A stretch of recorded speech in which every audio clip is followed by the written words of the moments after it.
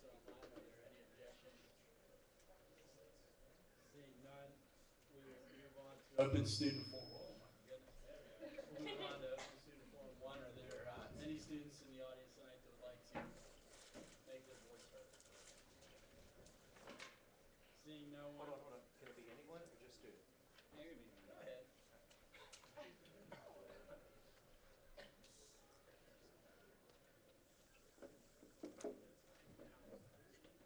Good evening, everyone. Most of you know who I am. I'm a sociologist here, member of the faculty. I'm also, for those of you who are new to this meeting, I'm the advisor for student government. I also advise 6 other student orgs here on campus. And as you know, over the course of the last 3 days, this body has started their election process. You've been, whether it be a candidate following you through the mountain layer trying to get you to talk, or someone may be talking to you out in the cold free speech zone, whatever. They're in the process of campaigning for next year's election. And a part of that process is a debate.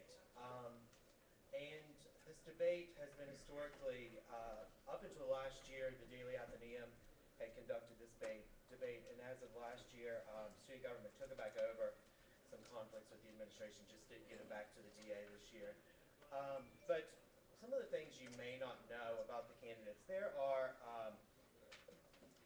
2 tickets running for office, with a president and vice president on each, as well as governors on each of those 2 tickets, and then a independent governor is also running.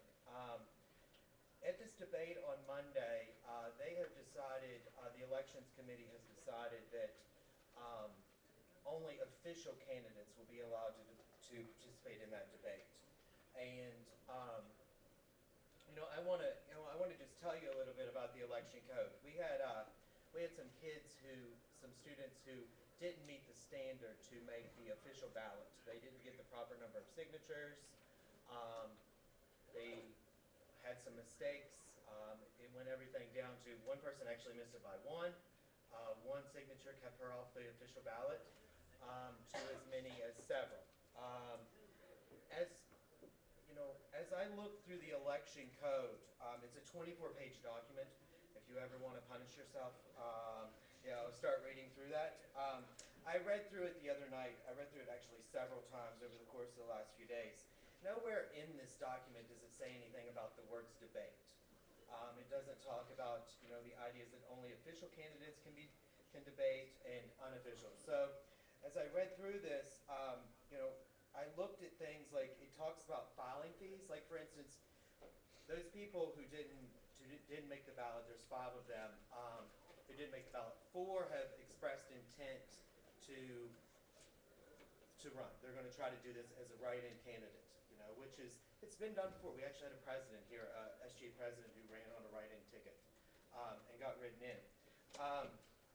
But this language of this document, it talks about filing fees. For instance, all of these candidates can be held to negative sanctions. Like, for instance, if one of these candidates were to rip down another candidate's signs in a building, they would be held in front of the J board and maybe removed from the entire elections process.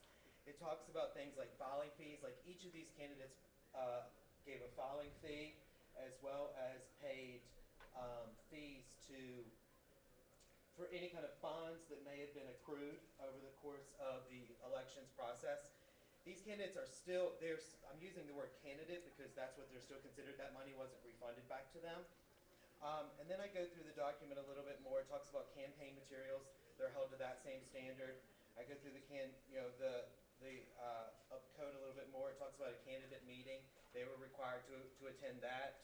I go through a little bit more things like door knocking and cleanup. They're required to hold true to that. So as I keep going through this, you kind of get to the point where you realize that we have candidates, official candidates, and then we have unofficial candidates. The key word there is candidates. Actually today, the student government themselves actually tweeted that there were 38 candidates. So they're even calling themselves candidates. And so as we look at this, I think to the idea of, how many of you remember playing games as a kid? How many of you remember that? Did you ever remember playing those games and someone in a position of power created new rules as you were going along? How many of you like that? How many of you didn't like that? So many of you didn't like that. So as we're going along, there were no rules for writing candidates. There were no rules for the debate process leading into this election process. And yet, new rules were created in the last 5 days. If you can imagine that process, going through this process of getting signatures, out here debating, or out here, soliciting help in the cold and the snow, shaking hands, and being told, oh, because of new rules, you can't debate.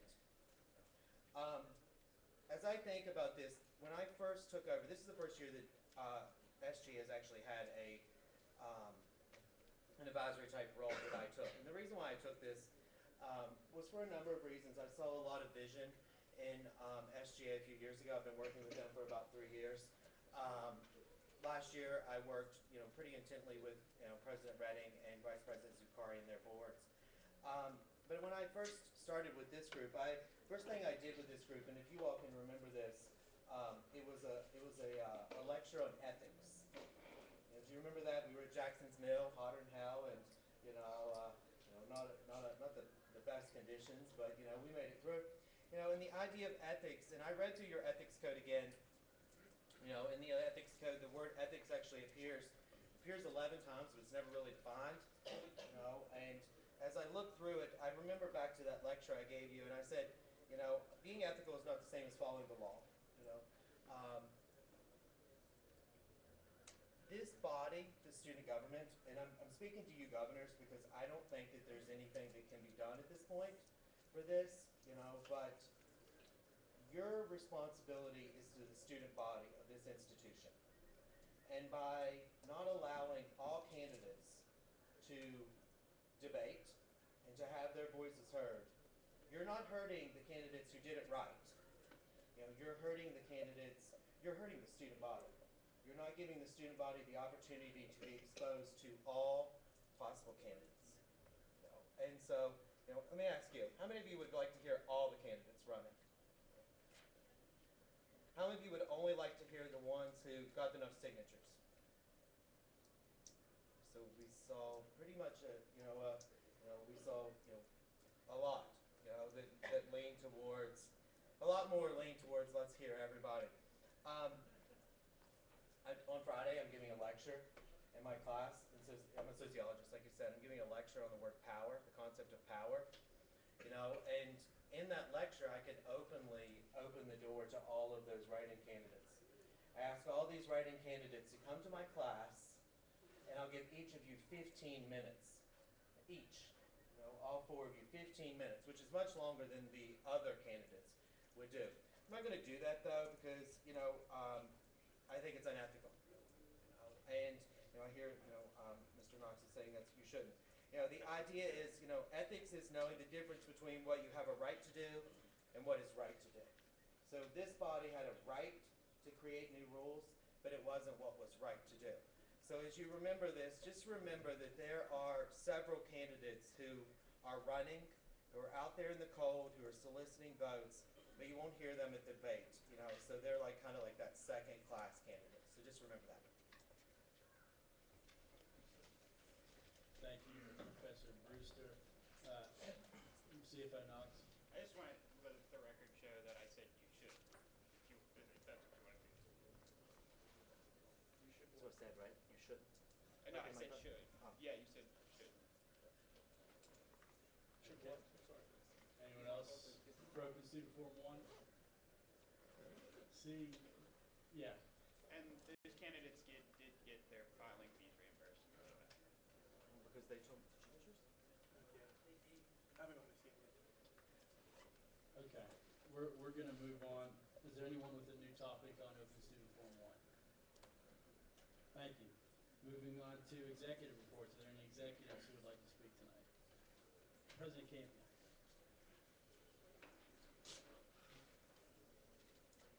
Thank you, Vice Chairman Williams. First off, to start off tonight, to kind of segue off of Professor Brewster's comment, I want to wish all candidates good luck as we move into this week of active campaign. Kind of, as you'll University over the next coming days. We move into Monday with full debate. It's truly a time to meet all the candidates, regardless of who's on the ballot and who's not, and get to experience who you believe is the best person to run the university next year. On top of that, student government presented to the BOG last Friday. Really would like to personally thank Sam Richardson, Spencer Wimpy, Ashley Morgan, Brian Bumgardner, and Lauren Nickel for helping out with that presentation. Heard a lot of positive comments from it, and the Board of Governors is actually looking at now how to kind of redo student fees, and we've got a meeting coming up for that. And then finally, I just would like everyone to know that tomorrow is Student Philanthropy Day. It is a new holiday that the university is trying to kind of celebrate how much students benefit from philanthropic charity around the university, whether it be a scholarship or other activities. So please stop by the Mountain Lair and check that out. And that's a full lid. Thank you. Thank you very much. Brian, you have something?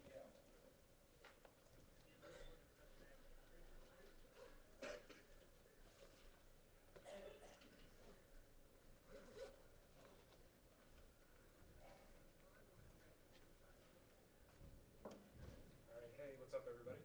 So like we talked about earlier, that debate that we were talking about is Monday at 6 p.m. over here in the food court. You cannot miss it. If you're walking by, and I'm also saying you cannot miss it because it's going to be great. So we're going to have a post-analysis show after that happens. We're going to live stream that. We're live streaming the debate, the whole thing. I'm moderating the post-analysis show, so come and see how that goes. During the debate, we're going to be giving away free election stuff, you know, nonpartisan, like, hey, go vote, stuff via Twitter, on the SGA Twitter. So please use the hashtag #VoteWVU to see how we're giving that stuff away, submit topics for the debate, for the post-discussion, all that stuff. #VoteWVU is a hashtag that we're using as really the central hub of all things election. So post stuff in there for one side, post stuff in there for another, pose questions to anybody, use it, anything, just use it. It's looking great so far, and a lot of people are using it. So thanks to everybody who's on that so far. Also, I wanted to talk a little bit about that governor's meeting that Brian talked about. I think we really made an impression. And, you know, afterwards when I'm standing there and I'm talking to people in Board of Governors, they were just blown away that students cared this much, that we were this involved, that we knew this much about the university, and that we wanted to help with fixing and changing. And so I think we established something last Friday that can really be to our benefit. Whoever moves in here, please keep that momentum going. That's, you know, just coming from me. We need that. And if we're going to make a serious difference, we've established our attitude, and I think we need to keep that up. So, also, big thanks to, shout out to Lane. I don't think he's here for that video. We're going to share a video a little bit more here in a few minutes about reasons people should vote in the election, and you guys should check it out. So, thanks a lot. Thank you, Mr. Bumgarner. Anyone else for executive reports? Yeah, Director of the Arts Harris.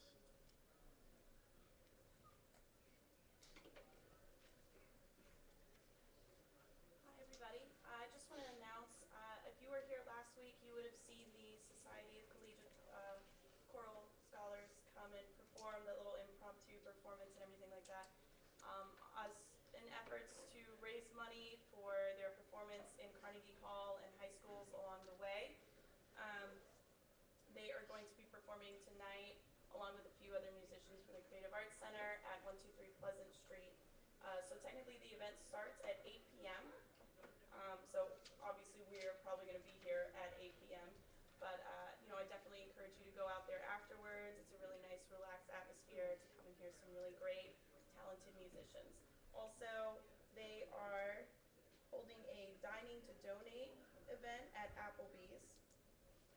That's going to be held tomorrow from 11 a.m. to midnight. And Applebee's will donate 15% of your bill to their organization to help them fund their trip. You do need these forms to kind of acknowledge that you are donating those funds to them, so those will be available up front. And if you need any more information, please feel free to contact me. Thank you. Thank you very much.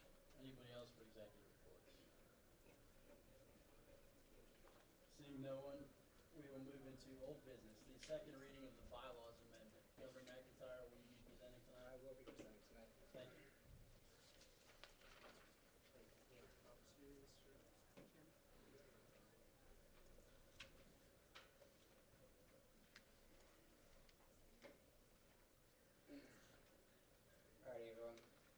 So I know the governors did recently get a copy of this, so hopefully they were able to answer any questions or direct any comments for changes to Sarah Gottschall, but I'll just go through it real quick. And I'm actually going to read through all of it so that the entire body here knows exactly what's occurring and to kind of know what the intern process is going to be at in the future. So let's dive right into it. Section 13, Executive Director of Student Connections shall coordinate SGA freshmen and transfer students' outreach efforts with the help of the Executive Director of Outreach. Coordinate student organizations fairs, booths during summer orientation, plan student connections meetings, and then going into that, the purpose of the Student Connections program is to increase student involvement with SGA. The internship program immerses students in all of the processes of SGA and teaches them the structure and principles of the organization through regularly scheduled meetings. Additionally, the internship program prepares the next generation of SGA's leaders by allowing them to work closely with the current administration. The first Students Connections meeting will take place on the fourth Wednesday of the fall semester, and meetings will continue until the start of the next campaign period in the spring semester. Interns that have completed the program shall be granted first consideration and appointment of any executive position vacancy in the coming year. And then into the next section, coordinate and carry out SGA's internship program. The program shall have an application process open to the entire student body. Interns are to be paired with a current member of student government from either executive branch, board of governors, or athletic councilman as a mentor. Interns must attend the majority of all meetings and events in order to complete the program. The Director of Student Connections will allow excused absences at his or her discretion. And then another section, perform all other related duties as shall be determined by the President and Vice President. And before I go into questions, I would really like to say thanks to Sarah Gottschall and Governor Wang for doing a lot of work with this, as well as all the interns that we had this last semester. I think they did a very good job on it, and I'm really proud of the work that they produced.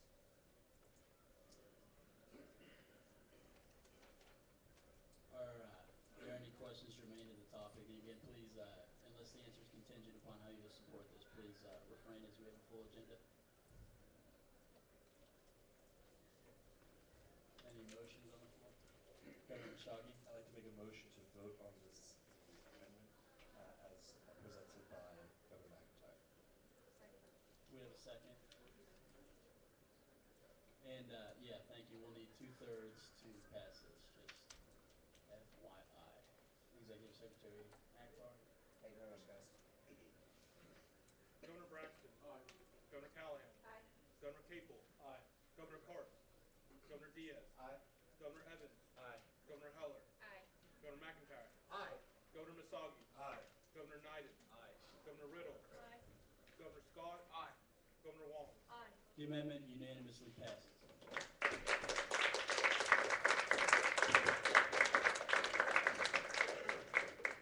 CFO Knox brought something to my attention that WVU PINK would like a grant tonight, and they are here. So without any objection, could we add them to the first point of new business under grant proposals? I'm so sorry. We'll wait till grant proposal. I apologize. Is Sarah Glenn here tonight? How are you, Sarah? Yeah, sorry. I got ahead of myself there. So you're wondering how I was doing. I'm sorry.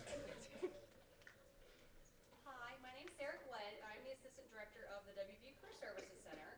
And I'm here to talk to you very briefly tonight about the WVU Career Fair we have coming up on March 19th and 20th. I usually come every semester and speak to you guys, and I think it really helps get the word out. We actually have our mocktail party and fashion show going on right now. Governor Braxton was there. We both jotted out a little early to get up here to attend the meeting. The reason I wanted to speak with you guys is that it is who here knows what the WVU Career Fair is? Okay. It's our large internship and full-time job fair that we have every semester. Last fall, we moved to a 2-day event due to increased employer attendance.